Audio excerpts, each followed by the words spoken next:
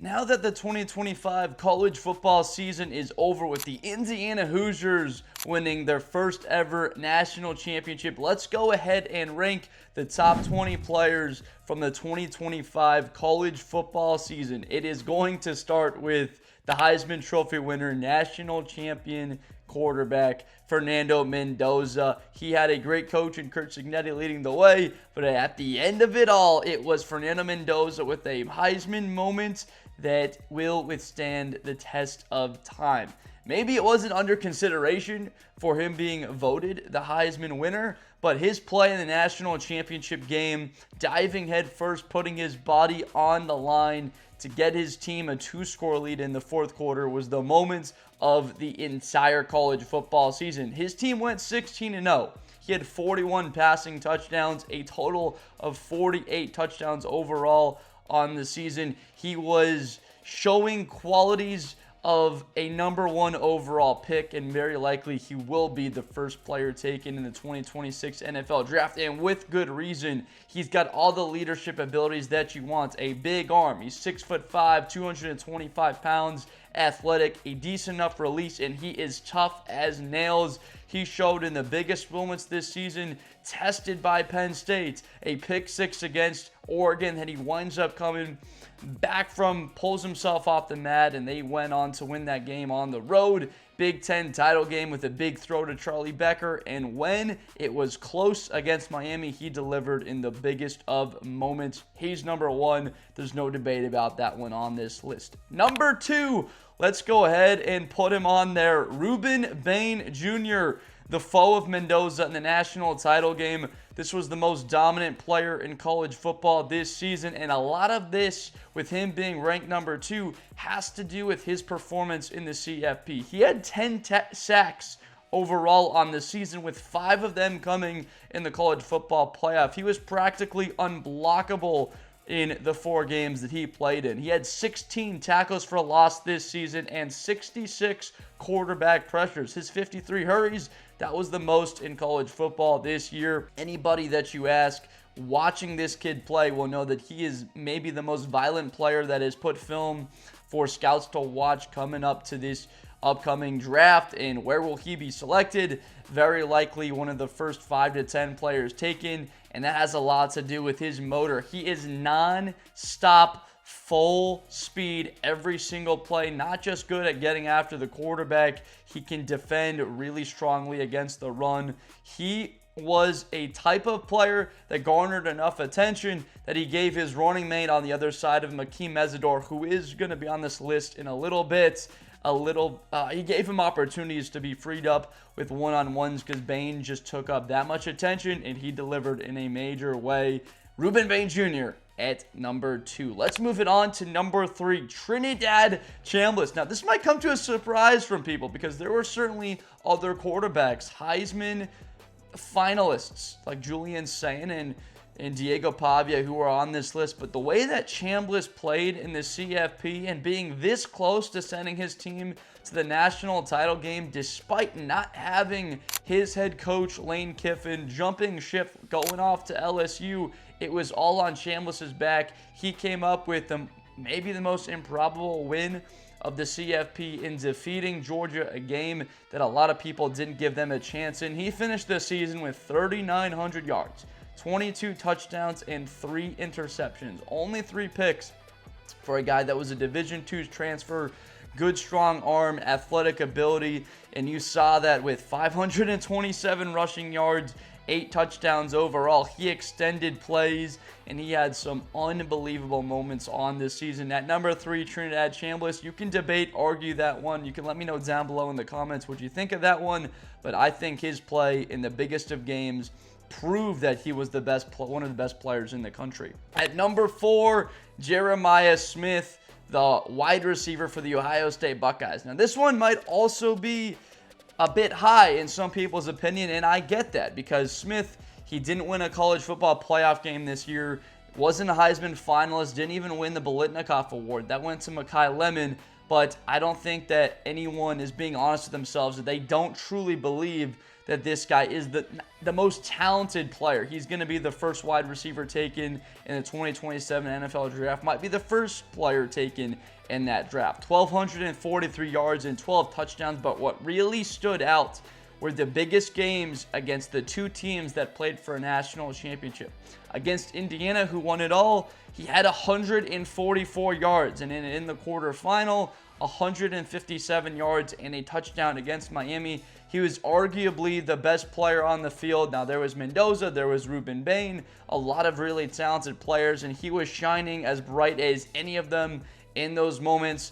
I think that the production that Smith had this season with Carnell Tate being a really productive wide receiver on the other side of him just goes to show you how dominant a player he was this year. Very likely there's a possibility that he is number one on this list after the 2026 season. We're all going to be very excited for that. But for now, we've got Jeremiah at number 4. He earned every bit of this, and we're going to move it on to number 5. Jacob Rodriguez. I thought he was deserving to be a Heisman Trophy finalist for the year that he had.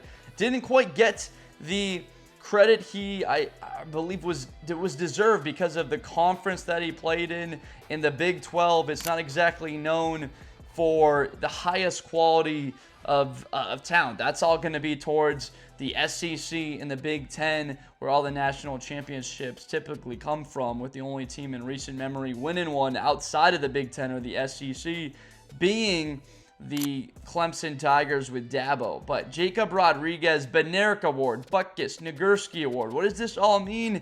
He was given the accolades that represent the best defender in the country. 128 tackles, 7 forced fumbles, 4 interceptions, 6 passes defended. This guy was all over the field. He's going to get himself drafted either day 2 or day 3 in the draft. But his impact, I don't know how you could have him lower than number 5. He brought Texas Tech to the forefront. He was the heart and soul of a top 3 defense in the country. One that was stout against the run, dominant in getting after the passer, and they earned themselves a first-round bye. All of it had a lot to do with Jacob Rodriguez and his impact on the defensive side of the football. Let's talk about another really talented defensive player that will be taken in a very high selection of the draft. That's going to be at number 6, Caleb Downs, the Thorpe Award winner, the Lott Impact Award winner. There is a bit of a debate between guys like Downs or Bain or Jacob Rodriguez and the guy after this one at number 7. But Caleb Downs, certainly the best off the line of scrimmage or non-linebacker in the country as a defensive back. That's why he was given the Thorpe Award. 68 tackles, 2 forced fumbles, 2 interceptions. But what's most impressive is the way that he led a historical Ohio State defense, one of the best defenses in recent memory, or really this century, with the way that they played in really important games. And Downs' ability to make tackles in space. He plays all over the field, free safety, strong safety, in the nickel as a corner, as a linebacker, up on the line of scrimmage. He can play any position. He's going to be a franchise and cornerstone player in the NFL, but his impact as a college football player, arguably the best defender over the last 3 years in the country. At number 7, David Bailey, another Texas Tech Red Raider. You might be asking yourself, where are the other quarterbacks in this one? A lot of defenders on this list. 14.5 sacks for Bailey. That led college football. 20 tackles for loss. That was the second most in college football, and he tallied another 3 forced fumbles. This is going to be a first-round pick in a couple of months. Bailey, with the size, the explosive ability off of the edge. He had huge games in the biggest games that he played in. I really think that his performance against Oregon in their last game of the season, he had a tremendous knack for getting to Dante Moore, limiting them. They just couldn't move the football all that well. But this is the type of player that he, on third down, get after the quarterback. On the other downs, or it's 3rd and 1, he's got a run-stuffing ability, a game wrecker. Bailey was phenomenal this season and a pleasure to watch. Certainly Him and his teammate Jacob Rodriguez deserving of a lot of accolades and praise throughout the year. Had a bunch of fun watching Texas Tech. At number 9, Elijah Sarratt, the main target, the number 1 target for Fernando Mendoza. 15 touchdowns, national champion, 830 yards. And not just all of that, he was unselfish enough to open up opportunities for Omar Cooper Jr. and the surging player the back half of the season in Charlie Becker. Sarratt, there has not been a better 50-50 receiver in the country on fades, back shoulders than Sarratt. 43 total touchdowns over the last 4 years, but you heard that 15 number. He is a primary reason why Indiana is a national champion. Without Sarratt on the field, they had close game. They had a close game against Penn State. And you saw how close that game was when you took one of their best weapons off of it. Not just is he a great route runner, can he make contested catches, but he's an excellent blocker, a really good teammate. That was the theme and what the culture was for Cignetti and his Indiana Hoosiers. Incredible football player in Sarratt. He's got a very bright NFL career. 6'2", 210 pounds. The physical nature, go up and pinpoint the football. Elijah Sarratt, one of the most fun players to watch. We're going to miss watching him in CFB. Number 10, how about Diego Pavia? Finally on this list, a Heisman finalist, 3,500 yards and 29 touchdowns passing. And he also added to that, to the pile, 862 rushing yards and 10 touchdowns. There might not have been a more exciting player to watch than Pavia this season in any of those SEC matchups, and they played a ton of them. He was making plays, and he was must-see television. He was very upset he didn't get the Heisman Trophy. There's a realm where he might have had technically more moments than what Mendoza wound up with, but overall, you cannot deny that Pavia was electric. He brought together a team in Vanderbilt very similar in the way that Indiana had not been known a lot for them to have success, and he brought Vanderbilt into the conversation to be a college football playoff team. An unbelievable year, a leader, not the biggest guy. He's about 5'10", 210 pounds, but he's physical, more athletic than he looks, a gunslinger, and he led that Vanderbilt team to an excellent season overall. A lot of credit to Diego Pavia at number 10. Let's go to another Heisman finalist at number 11, Julian Sayin. He could have been the Heisman Trophy winner if they simply would have beaten Indiana in the Big Ten title game. He had 3,600 yards, 32 touchdowns, and just 8 interceptions. He also set the record for completion percentage from a quarterback in college football history. A really good season from Julian Sayin as a first-year starter. A lot of what will be said about his year is ultimately going to be decided by the last 2 games, which were losses to Indiana and then the elimination to Miami, where he did not play well, specifically in the first half of those games, getting harassed, and he wasn't seeing the field correctly. But on the full scope, he had an unbelievable year and put the ball exactly where he needed to be. He's still tougher than a lot of individuals give him credit for. Athletic profile is not where he's known, but maybe the quickest release in the country, maybe the most accurate quarterback around. He's going to be a phenomenal player in the NFL in a couple of years. And next year, there's a very likely possibility that he's a Heisman finalist right there with Smith, and one of those guys might just be winning that Heisman Trophy. But Sayin, in big moments this season, he did have some really excellent throws. He wasn't an electric player, but he followed exactly what he was asked of him as a quarterback throughout the season. Excellent footwork, puts the ball where it needs to be, timing, all of the things like anticipation, making the right decisions, throwing it away or taking the sack when you need to, of what you ask from a young quarterback. He hit on those, starting with the game against Texas that let you know that he was ready for big moments, and he delivered throughout the year. At number 12, we're going to go with the true freshman. There was a true freshman last year that broke out and had a huge college football playoff. This season, it was Malachi Toney. He led college football this year in receptions. He had 109 catches, 1,200 yards, 10 touchdowns, and you can also add to that 2 passing touchdowns and a game-winning receiving touchdown against Texas A&M. A little flip from his quarterback. Carson Beck. He was also a game-changing punt returner.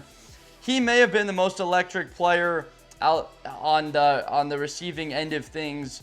He was incredible. Miami doesn't get anywhere close to. They don't sniff the national title game without Malachi Toney, and such a better blocker than people give him credit for. Those kids down there, they're so talented. He's another one of them, a burner, but he's got the ability to improve as a route runner. You just think about where the ceiling will be for him going forward. But when the ball is in his hands, there may not be a more dangerous player in the country. Malachi Toney, an unbelievable guy to watch. Every single time you turn on the television, you tried to find where he was on the field. His quarterback is at number 13, Carson Beck, the runner-up. He had 30 touchdowns, 12 picks on the season. This guy's a warrior. He was essentially run out of town out of Georgia. All he did was win important games for the Hurricanes this year. Tough as nails, coming back from that UCL injury. Didn't exactly know. All he did was knock off Texas A&M at College Station, beat the Ohio State Buckeyes, the national champion favorites, and Trinidad, Chambliss, and Ole Miss, who going into that game, they were sporting a 13-1 record. Carson Beck, this is a guy that you felt very good for in the run. It's hard not to root for someone like that. He's got the physical tools, the arm, mobile enough to go pick up first downs when you need it. Not necessarily a guy that's a dual threat, but someone that can use his legs effectively. His arm is not the biggest, but he throws with timing. He can layer the ball over the middle as well as anybody, and throughout the season, he had big moments. That final drive in the national championship will be talked about, that bad interception, but you cannot let that overshadow what was an incredible season from Carson Beck. At number 14, a guy that was sadly not in the CFP. It would have been a lot of fun to watch. Jeremiah Love, 1,400 yards, 18 touchdowns on only 199 carries this year. If we're going to do some quick math, that's 6.9 yards per carry. He also tallied 280 yards receiving and 3 touchdowns. Jeremiah Love, the best running back in college football. I had him down here at 14 because of he not having the opportunity to play in the CFP, what he did for Ole Miss in the CFP, as opposed to Love. Maybe he's a better player overall. He'll be the first running back taken in the upcoming 2026 NFL draft, but I gotta look at their body of work and what they did in the biggest of moments, and Jeremiah Love not getting the college football playoff was unfortunate, but still really good praise here, putting him at number 14. Dynamic, explosive. He can outrun anybody. He can run through you, jump over you. He's got excellent hands. He's going to fit in super well to the league where there's a lot of responsibilities for backs to catch the ball out of the backfield. A lot of offenses try and mitigate the pass rush with screens, getting their running backs out wide. He's got a route tree that's impressive. He's only going to get better. Jeremiah Love, one of the best players in the country this year, at number 14. At number 15, some people may not like this one in Arvell Reese because he did not have a ton of production down this stretch, but 6.5 sacks, 69 total tackles, 34 of those being solo tackles. He became a star presence on Ohio State's defense. He's got rare traits: 6'4", 245 pounds, and sideline to sideline speed, closing ability that just pops off the screen. Most likely, he's going to be an edge defender at the next level. I think anywhere you put him on the field, he's going to be an impact player. His teammate Caleb Downs said he's got unbridled strength that shows up at times where he can throw offensive linemen over with just one hand. That size, the speed, and the ability to wrap up and get after the quarterback as well as close defenders down. One of the more fun players to watch defensively, a game wrecker, and somebody that will be a coveted choice. Very likely will be a top 5 pick in this upcoming draft. Arvell Reese maybe didn't have the production maybe over the last month of the season, but certainly one of the best players in the country. And you always tried to find where number 8 and number 2 were on that Buckeye defense. At number 16, Akeem Mesidor, runner-up to the national title game. He had 12.5 sacks, 5.5 sacks in the college football playoff and 4 forced fumbles on the season. Just like his teammate in Bain, he played his best football in the biggest of moments. He might be a better pure pass rusher than Bain is. Violent, quick, fast, very good, strong hands. He got injured, I want to say, against Ole Miss, and he battled through that, got himself back on the field, and was an impact player in the national title against Indiana. It's hard to find tougher guys with more character and wanted it more than that front. There was still Moten and David Blay on the Miami front, that defensive line. They were excellent. Mesidor's going to find himself drafted really highly because of his heart and how hard he works to try and put himself in a position to affect a play, but also stays in his lane. He's got gap integrity because he knows he's got talented players around him. It was a bunch of fun watching him play throughout the season. At number 17, we're going to go with Makai Lemon. I know this one might also be surprising, but to a lot of individuals, they might have been, I think, a bit upset they didn't hear his name earlier. So this is the Blitz Award winner. 1,156 yards, 11 touchdowns. The one thing that comes to mind with Lemon, playmaker. In big moments, he's a third down guy. He's a guy that you go 50-50 ball on 3rd and goal, and you throw it up to Makai Lemon. May not be the biggest guy in the world and have size like a Jeremiah Smith, but he's shifty, he gets open. Yards after the catch, he really reminds you of a former USC Trojan in Amon-Ra St. Brown. Makai Lemon's got a very bright future in the National Football League. When the ball's in his hands, he's dangerous. When he's targeted, he catches the football, doesn't drop passes.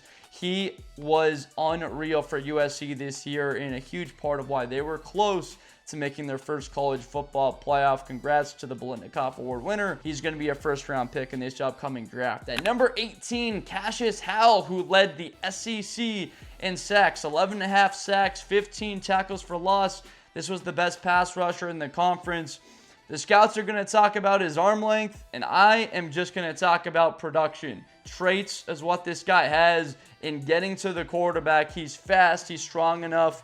The arm length, so be it. Maybe that's a key category. I still think he goes in the first round because of the impact he made on the field. When you have someone like that for Texas A&M that essentially led that defense and brought them to the CFP, and when you had that crowd roaring behind him and him getting to the quarterback and making plays behind the line of scrimmage, whenever there was an afternoon or a late SEC game where Cassius Howell and that defense were on the field, it was a very fun sight to see him just chasing around quarterbacks. It was rare that guys got away from him. At number 19, we're going to go with some linemen to cap this off at 19 and 20. So 19, Francis Mauigoa, by a lot of accounts, the best offensive lineman in college football. He was graded as the 3rd best by Pro Football Focus. This is a monster player, great footwork. He's excellent in pass blocking and run blocking. He's going to be a top 10 pick in this draft because of his size and the way that he moves. A huge part of that Miami offense. Mark Fletcher doesn't have the running. It was tough for me. I wanted to put Fletcher in here. I wanted to put 7 Miami players in the top 10. I wanted to put 10 Indiana players as they had so many talented guys on those two teams. But Mauigoa on that right side as an anchor for that offensive line. He was incredible protecting Carson Beck, who had a lot of time to throw throughout the season. And that run game with Fletcher, behind a lot of that, didn't commit penalties. This was a great player, and he will be one at the next level. Number 20, offensive tackle for Indiana, Carter Smith. There's 4 guys on that Indiana O-line you could take, but this guy didn't give up a sack this season. He only allowed 5 pressures. Carter Smith, one of those types of players that wasn't talked about a lot. A lot of individuals didn't know him unless you were an Indiana fan, and you just turn on the film and you watch Indiana play offense. You can't help but start with Carter Smith and him protecting Mendoza.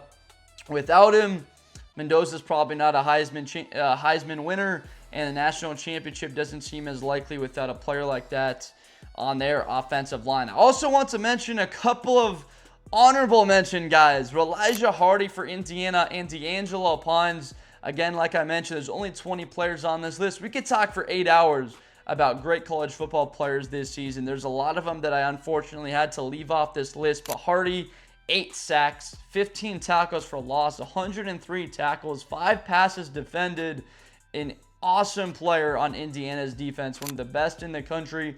They were the most complete team in football. Hardy was a lot of the reasons why they had success. I mean, guys even like Tyreek Tucker, Stephen Daly, Aiden Fisher, Lewis Moore, you want to mention, but I will mention my last honorable mention, D'Angelo Pons, the national champion, a true shutdown corner. He might be 5'9", but he plays like he's 6'4", 2 picks, 62 tackles, and a forced fumble. The interception on the first play of the game took it to the house against Oregon, and that just about ended the game 10 seconds into the semifinal against the Ducks in the Peach Bowl. That defense was incredible. D'Angelo Pons did a pretty good job defending Jeremiah Smith in the Big Ten title game. Tested throughout the season. People try to throw on him, and all that happened were a lot of balls that fell to the ground harmlessly. So that's my top 20, the best college football players of the season. It was an absolute blast covering these guys throughout this season. Let me know down below in the comments who I missed, what part of the list you would change, and where you want to tear it apart. Please let me know what you would do there. I think after going through this about 25 different times, trying to come up with it, I settled on this one to try and incorporate guys like your Jeremiah Loves and your Jeremiah Smiths and Mekhi Lemons of the world. But how could you leave out your Mesidors, Carson Beck as a warrior and what he was, Malachi Toney being excellent, Bain. This was a ton of fun to make. So thank you so much for watching. If you have not already, please subscribe for more Blitz with Blender content. My name's Josh Blender.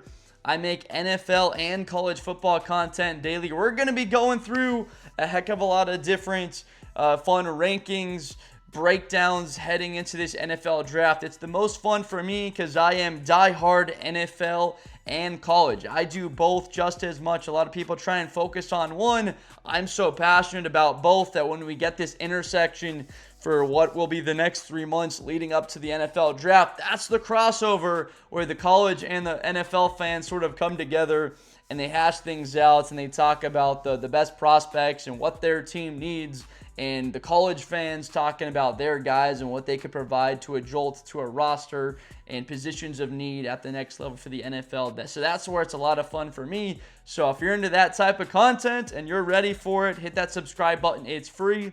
Doesn't cost you anything. It just helps me continue to make content. Look, I'm nowhere near perfect at this. We're just going to continue to try and get better every day so that ultimately can just make a little bit better of content so you can have some fun watching this and hopefully learn something about this game that we all love so much, or that you're trying to learn a bit more of and eventually come to love. So I appreciate you so much for watching. Again, make sure to let me know down below in the comments a couple of your thoughts about this list and what you would put in there yourself. So I appreciate you so much for watching. It was an amazing season in college football. We're going to be coming out soon with a ranking for a lot of different positions of this past season as well as next year. So stay tuned for all of that. Thank you so much for watching, and I'll see you next time. Best player in college football. That Georgia and Ohio State game, New Year's Eve, is going to be a classic. Josh Blender, hi everybody, I'm Josh Blender. To the 40, 35, 30, Espinosa to the 20.